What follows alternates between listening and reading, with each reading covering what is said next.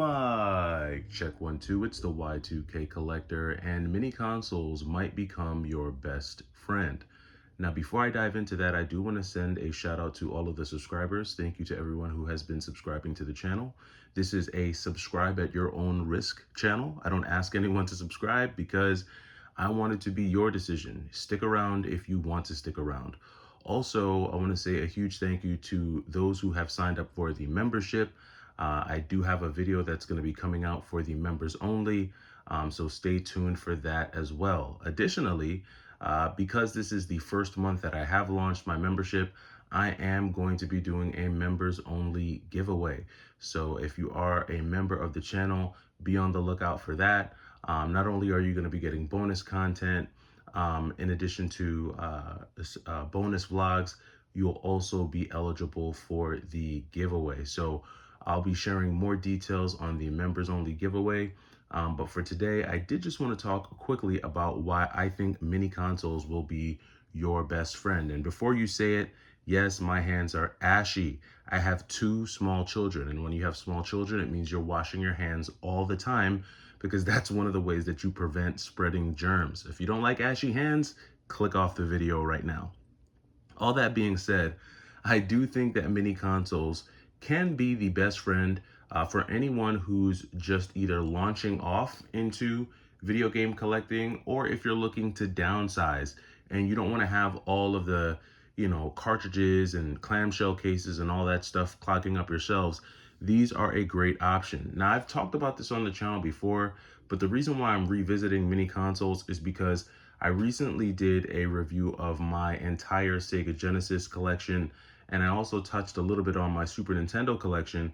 And a lot of times when I talk about these games, and I talk about like the Super Nintendo and the Sega Genesis in particular, a lot of the feedback that I get is from people who say that the games are so expensive that they just, they'll never get to play them because they're so expensive. And, not everyone is into emulation. Not everyone knows how to emulate. Not everyone, is willing to engage in the emulation process. A lot of times people want something that's a little bit more plug and play. And so I think the mini consoles offer a lot of not only immediate gratification, but there's also possibilities that you can explore with these mini consoles as well. Now, another one of the main reasons why I think that these mini consoles will be your best friend is for these 2 reasons right here, or this one reason is that they are HDMI capable. And one of the frustrating things I think for a lot of people is trying to either fight with just the standard cord configurations that come with retro consoles, like the RFID or the video cable, or in some cases even just having to deal with a coax. Most modern TV screens don't even offer a coax input, I don't think. I haven't bought a TV in years, so I'm not even sure, but it's rare that you'll see a lot of these newer TVs come with like the coax connection and like the, the video out and all that type of stuff. A lot of them pretty much just have just a standard HDMI input and output. And so this makes connecting the console to your TV a lot easier, because you just use a simple power block, which is like the size of like your cell phone power block, and then you have an HDMI cable and you're good to go. And the resolution is pretty good. It's pretty good with these consoles. So I think that is a huge benefit when you're using these mini consoles. On top of that, you also have the ability, if I'm not mistaken, to utilize wireless controllers as well. You do have the option of connecting, like if you get an aftermarket controller from like 8BitDo or any one of these other like, Retrobit, any one of these other like aftermarket companies, you can connect like an 8BitDo controller, and just it makes for easier play. But again, if you're not wanting to kind of do anything like that, you can use the standard controllers that come in the box. Additionally, if you are someone who is into emulation and you want to go beyond what you just get out of the box, you can, for lack of better terms, jailbreak these devices and add even more games on top of them. You don't just have to roll with the standard list of games that come with these mini devices. You can actually configure the software that's inside them and open them up for the entire library. So you can essentially have the entire Super Nintendo library on this device, which I think is pretty cool. And I think it's a little bit better than just emulation, because at least you're playing the games on what feels like, native hardware, or, standard hardware from from Nintendo and Sega, respectively. So I think there's a lot of possibilities that you have at your fingertips with these mini consoles. I think there's definitely an ease of use when it comes to these mini consoles that I think will work well for a lot of, like I said, people who are just getting into retro gaming, or if you're looking to get out of retro gaming. I think these can be a these are great transitional collection pieces, whether you're getting in or out of the hobby. So that's just my thought there. The one drawback that I would say, and this is probably just, based on my perspective, because I'm used to playing these retro games on their original hardware, the one drawback for me is the input lag. Now, I feel like honestly there's a measure of input lag on everything. Even on like native hardware, there's like a certain amount of input lag. But the input lag when it comes to these mini consoles is noticeable. And you really only notice it if you're playing games that you would normally play on native hardware, and if it's a game you're good at. So an example would be like playing Super Metroid on like a classic edition. I have heard from other gamers that it's difficult for them to execute certain moves um, in like Super Metroid on these emulation devices, as opposed to just playing it on a standard Super Nintendo. I myself personally, when it comes to the Sega Genesis, when it comes to playing a game like Lightning Force, I do much better playing Lightning Force on just a standard Sega Genesis than playing Lightning Force on this console, just because the input lag just throws my timing off when it comes to dodging enemy attacks. So, and I think you only really notice this on like more fast-paced games that require precise inputs and like accurate timing and things like that.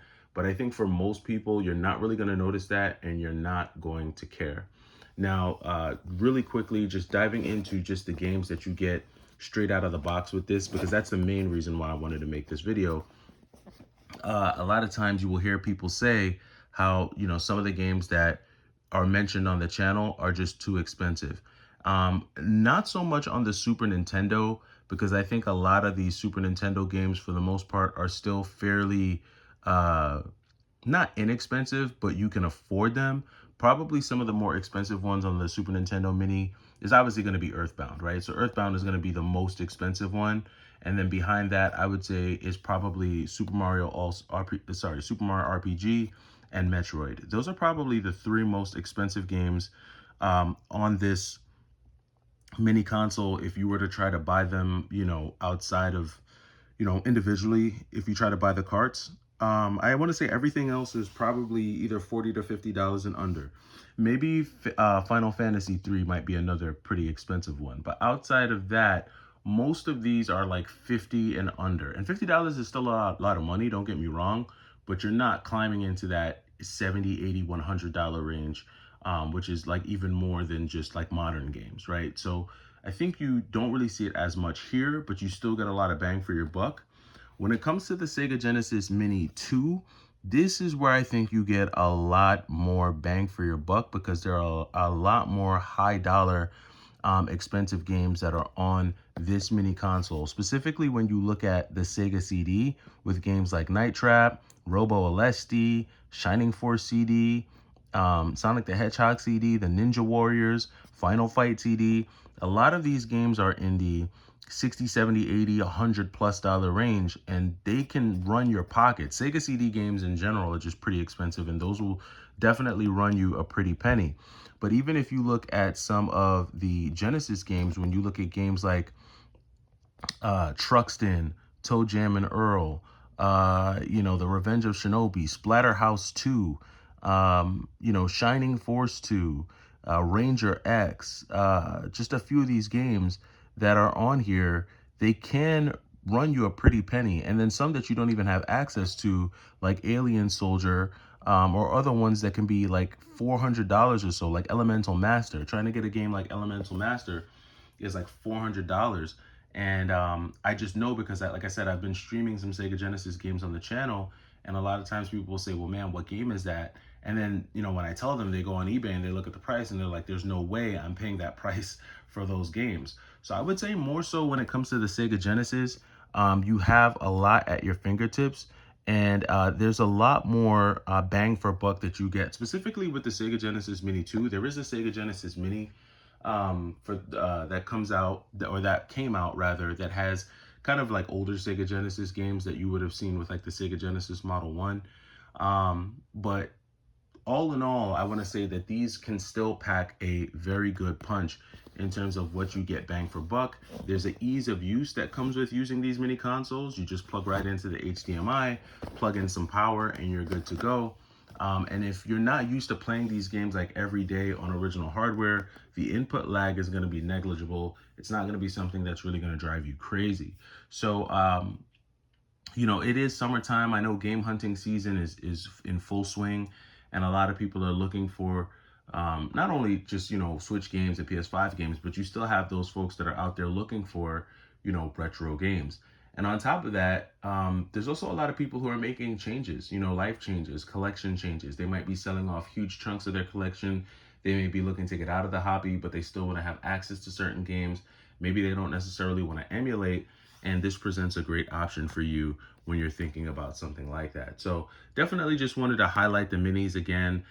This isn't any groundbreaking information. You guys already know about the minis, but this is more so for anyone who's considering, how they should transition, or options for transitioning either into the hobby or out of the hobby. I think the minis present a great option for you. Again, a huge shout out to all of the recent subscribers. Thank you for joining the channel. To my channel members, much love and respect to you all. I appreciate you joining the membership. The channel membership is available for you. You're more than welcome to check it out. And more information to come when it comes to the giveaway. I will be doing a end of month giveaway for July. So stay tuned for that. Just want to make sure that I'm doing everything I can to provide value to the members, outside of just additional content, and outside of more, certain long form content.